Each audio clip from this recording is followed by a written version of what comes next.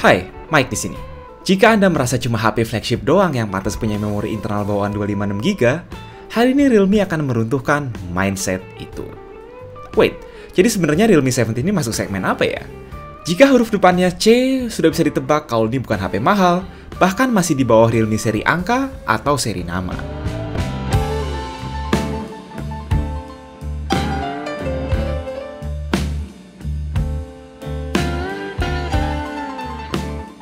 Hal pertama yang selalu kami suka dari Realme adalah penampilannya.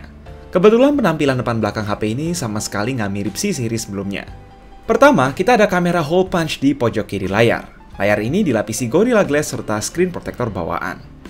Di balik, ada back cover polimer glossy mirip kaca yang biasanya cuma ada di Realme seri angka. Teksturnya sih nggak heboh ya, sederhana aja tanpa gradasi, hanya disertai efek refleksi. Untuk HP 2 jutaan, kurang lebih nggak ada yang salah dengan penampilan HP ini, kecuali agak susah dibersihin, dan udah ditambah klaim water sealing, sehingga nggak usah panik kalau HP ini sesekali kena gerimis. Lokasi sensor fingerprint ada di punggung, dan karena ini HP Realme, kecepatan unlock-nya nggak perlu diragukan. Oh ya, bicara soal kekinian, Realme C17 udah pakai port USB-C. NFC memang tidak ada, namun at least ada gyroscope.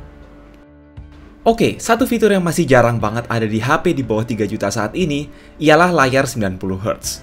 Yap, ini layar resolusinya memang sekedar HD+. Tapi, maybe ini cocok bagi mereka yang lebih mentingin fluiditas layar dibanding ketajamannya. Nah, apakah pengalamannya emang bisa lebih mulus daripada layar 60Hz?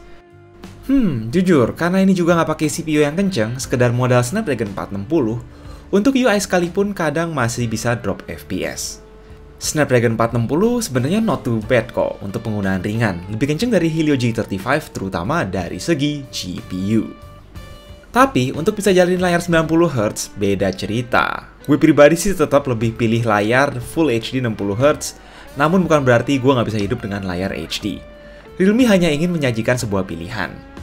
Intinya, lupakan jika kalian mau main game macam PUBG dengan frame rate tinggi, di mana secara default mentok di smooth high atau balance medium. Surprisingly, Genshin Impact dengan settingan low atau lowest bisa dimainin meski nge-lag. Asal siap-siap aja dengan kehangatan yang dihasilkan di punggung. Lanjut, inilah yang semestinya jadi alasan utama kalian untuk melirik HP ini.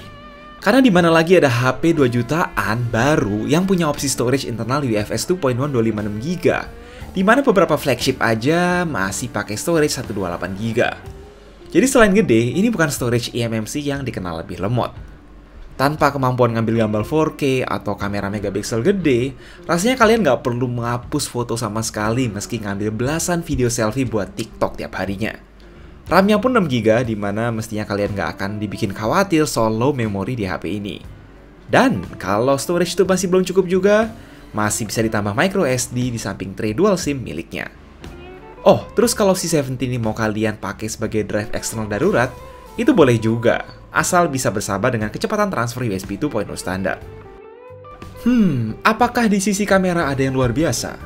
Rasanya tidak, karena di belakang ini konfigurasi quad kameranya mirip dengan Realme C15, yaitu sensor utama 13MP, ultrawide 8MP, tapi duanya lagi ada sensor makro dan juga depth sensor. Karena itu kita nggak perlu bahas terlalu dalam soal kualitas, karena ya emang nothing special di luar fleksibilitas yang didapat dari 4 kamera. Sama halnya ketika kita balik ke kamera selfie 8MP hole punch di depan. Hanya penempatannya saja yang beda. Video pun terbatas di Full HD 30fps baik di depan maupun di belakang. Tetapi ya konfigurasi quad kamera tetaplah sebuah selling point. Realme C17 dilengkapi baterai 5000 mAh. Bukan yang paling gede di antara C-series, tapi untuk gue pribadi, ini udah cukup banget biar HP-nya juga nggak jadi terlalu tebal dan terlalu berat. Yang pasti udah support fast charging 18W via charger bawaan, yang bisa ngisi sekitar 30% dalam setengah jam, atau hampir 2 jam untuk sampai penuh. Dalam penggunaan ringan, apalagi pakai chipset sejenis Snapdragon 460, baterai ini bisa kuat lebih dari sehari, sekalipun sesekali dipakai nge-game. Let's say main Genshin Impact 15 menit, baterainya baru ngurang 4% yang masih dalam batas normal. Singkatnya, Realme C17 ini adalah sebuah HP Realme C series yang sedikit nyentrik.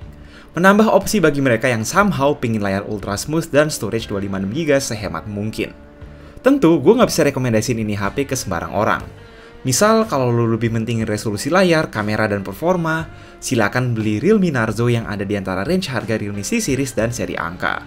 Karena itu, kami balikin lagi pertanyaannya. Apakah ada yang merasa butuh kumpulan fitur yang disediakan Realme C17?